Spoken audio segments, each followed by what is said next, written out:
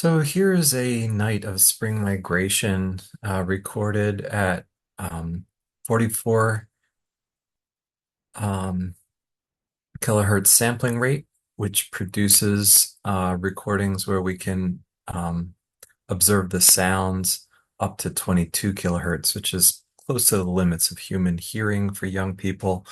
Um, my hearing in middle-aged is somewhere in here. Um, And I just want to talk about high-pitched sounds. The first couple things that I want to look at are um, mammals. These little dark bars are places where I've amplified or normalized the sound. Um, this is the morning robin song, and then the diurnal birds. This recording started at midnight on May 26th, and we're getting more and more diurnal birds as we get to 5 a.m., 6 a.m. And so we'll talk about the sort of normal birds, but I just want to talk about sort of the typical pitch of some bird sounds. Most bird sounds that we have are between 0 to 10 kilohertz. That's sort of the normal range for bird hearing. And so we have a good thrush flight, a couple warblers. These are Swainson's thrushes with a few gray cheeks mixed in. Um, the first thing that we're going to see that was an unidentified song, I guess these are indigo buntings. But the first thing that's high pitched in the night um, is here we have a burst of what I believe to be as flying squirrel sounds. These are not as high pitched as they sometimes can be. This is a cardinal song just popped out. Cardinals on the ground, and so there's a lot of reflection blur and echo, and so that leads to what looks like a smear to the right. So the right is forward in time, and so echoes are coming later than the initial note. But they're always, the echo noises are always to the right. So to the left is a clean, sharp line, and to the right, that helps you see ground source as opposed to sky source sounds. Not as evident if it's soft, but more evident if it's loud. But anyway, we have some flying squirrel notes that are in this higher range. I'm going to zoom ahead um, and show some bat notes. There's some bat notes that are higher than the recording can really show. You can see the very bottom of the notes up here at 22 kilohertz. And when I use the ultrasonic recorder, you see that the vast majority of the power of these sounds for the local big brown bats that live here in the neighborhood. There could be migrants of other species, but that's the main thing. They make a lot of noises between 25 and 30 kilohertz. But some of these noises produce some sounds that are lower pitched. There's a little bit of noise that comes out from these. A little bit of clicking is just a little bit of the undernotes underneath some notes that are mostly ultrasonic and imperceptible to us. So that's what real high pitched stuff is. Most birds are not. Here's some bat notes as well. These are some lower pitch bat notes. Sometimes they make lower pitch notes when they're like close to the wall of a building in other contexts. But anyway, that's sort of the real high pitched stuff. In general, most birds are going to be lower than most small mammals. Um, so here we get into some robins.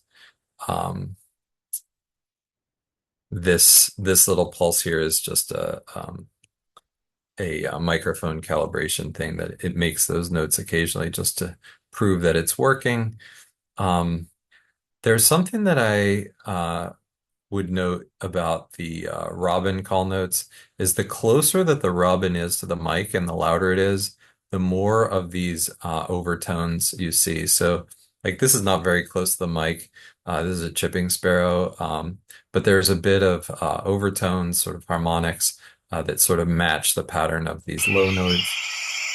If this was even closer to the microphone, we would see more power, even higher. Um,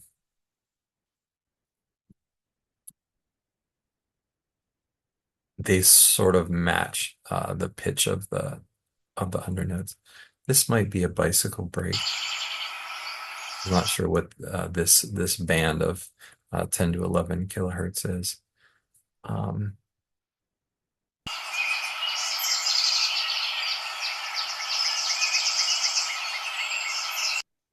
that may be a robin. I'm not 100% sure what's making this note.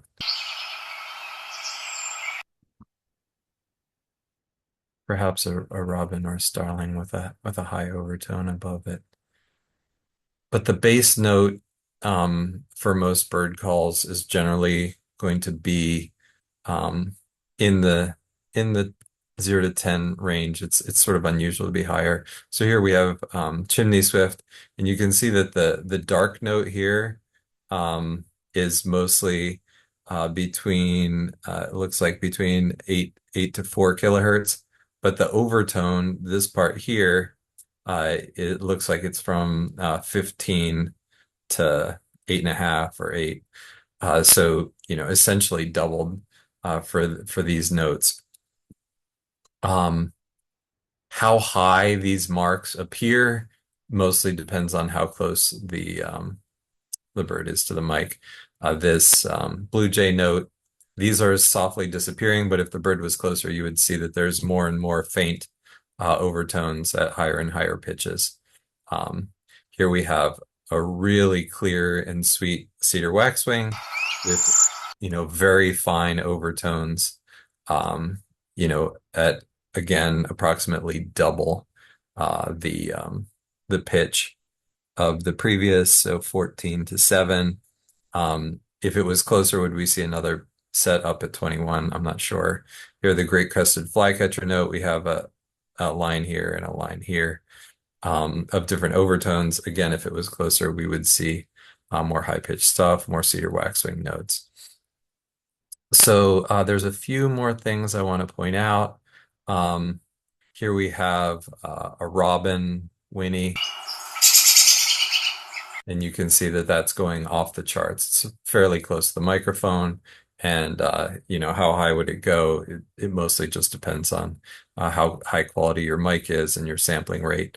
We can see some of these great crested flycatcher notes, getting up to 17. But if we talked about what was the pitch of the note, we normally are just talking about the bass note, which is down here.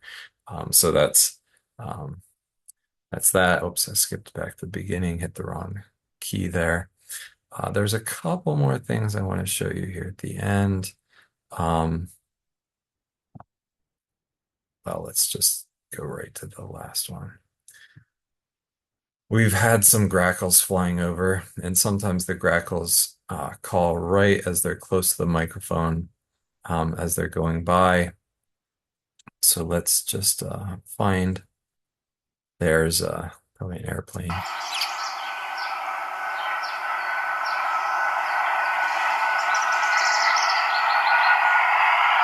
So when it's far away, most of the microphone noise that you hear in the distance is, between 0.5 and 2. But when it gets close, you can tell that the airplane does make high-pitched noise as well. So we have cedar waxwing.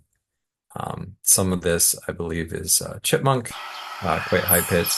So there's a chipmunk that's its initial note higher than any of the birds that we've recorded. Here, the bass frequency is above 10, which is quite unusual for birds. There's some famous hummingbirds that have bass frequencies of their calls over 10, but that's completely normal for a mammal like a chipmunk. Pretty unremarkable for a mammal pitch. I don't know if this is a chipmunk noise or if this is somebody's bicycle brakes as they go by. But here we go. Grackle notes also off the charts. Grackle is not a particularly high-pitched bird, but because it has a scratchy sound, it fills in all the frequencies. Um, and so it's really just a matter of how close you are to the mic, how loud the pitch is going to be at the higher overtones. Um, so that's all that I wanted to point out about sort of the normal range of um, calls and the sounds that we get between 10 to 22 kilohertz in a normal Pennsylvania backyard on a typical morning.